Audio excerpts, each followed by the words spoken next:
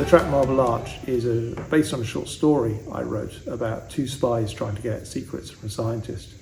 And throughout the song, I put the main characters in different scenes. And there's a scene where they end up outside a jazz cafe in a sort of smoky back alley area.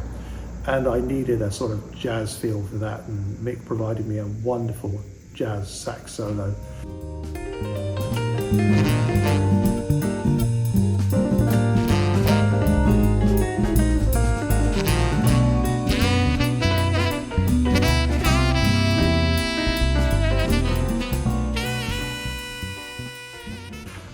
And that was all I really asked him for, but somehow he managed to play a couple of other sax bits on a couple of songs, and then sent me some clarinet as well for good measure. So I was very grateful for that, and they've added some real texture to the record. It's wonderful. Musical moments on this album, there are so many. I think Marble Arch stands out because there are so many twists and turns. There's got to be about 3 or 4 different styles of music just in one song. It's amazing. And the musicianship from everyone on that track was incredible, along with all the other tracks on the album. So many different musical moments that would definitely kind of capture different people's imagination. I say for me, I can picture a little film in my head when I sing Marble Arch. I love the kind of spy concept. I love that kind of crime thriller TV kind of vibe. And then she pulled a knife. He grabbed her hard on the wrist, but she wasn't balanced right.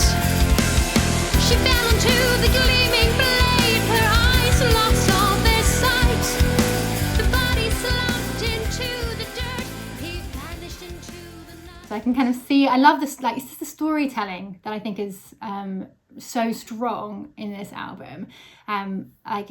Queen's Lament, for example, I love the little historical touch that you've got going there, and just I love the perspective that he's chosen to write about and given her this brave, strong, dignified character.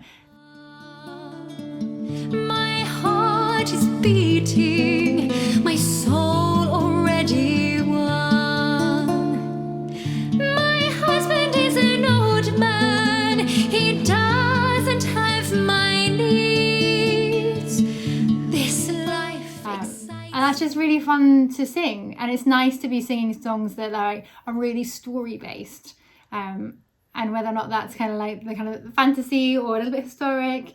And then you just got some songs that's just simply beautiful.